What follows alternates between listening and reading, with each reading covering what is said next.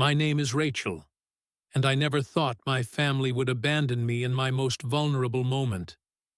Families are supposed to be there when you need them most, but the night I collapsed at work proved otherwise.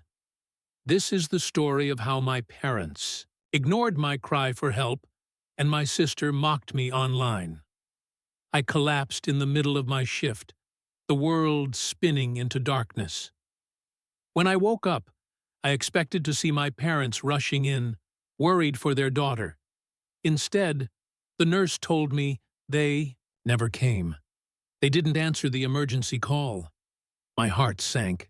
Hours later, while scrolling through social media, I saw something that broke me even more. My sister had posted a smiling photo captioned, "Family Day without the drama." What happened next would forever change how I viewed family. Wait a second? Let us know where you're watching from in the comments, and make sure to subscribe for more powerful and inspiring stories just like this one. I was always the responsible one, the girl who worked hard, stayed late, and tried to keep everything together. While my younger sister, Claire, thrived in social circles, I often played the role of the quiet caretaker. My parents adored her outgoing personality, her charm, and her ability to make everyone laugh. I, on the other hand, was the serious one. At work, I had been pushing myself too hard. Long shifts, little sleep, and too much stress. I thought my family would understand if I ever fell apart. But I was wrong. That morning, I hadn't felt well. My chest was tight, my head pounding, but I ignored the signs.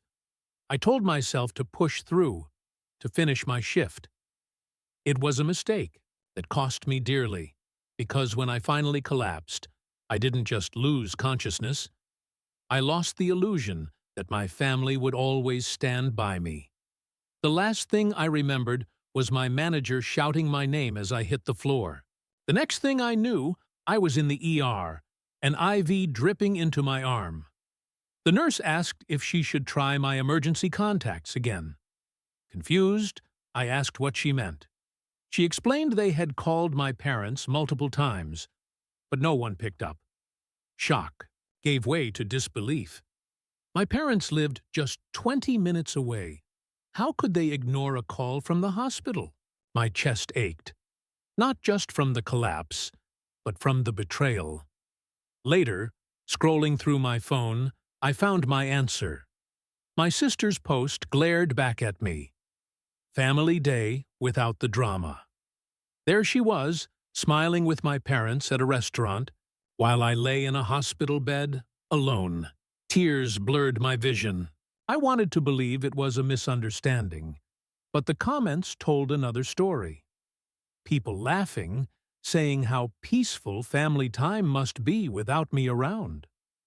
The next morning, I called my parents, desperate for answers. They brushed it off, saying they needed a break from my problems, that I was too much to handle. The words pierced deeper than any physical pain. That was the moment I realized I wasn't just left out. I was deliberately erased. The breaking point came a week later, when I returned home to pick up some things. My sister was there, laughing, showing off pictures from their perfect family day. Rage and heartbreak collided inside me. I asked why she would post something so cruel, especially while I was in the hospital. She shrugged, smirking, and said, "Not everything is about you." In that moment, I realized the truth. They didn't just ignore me. They wanted to silence me, to pretend I didn't exist. My parents stood by her, silent, complicit.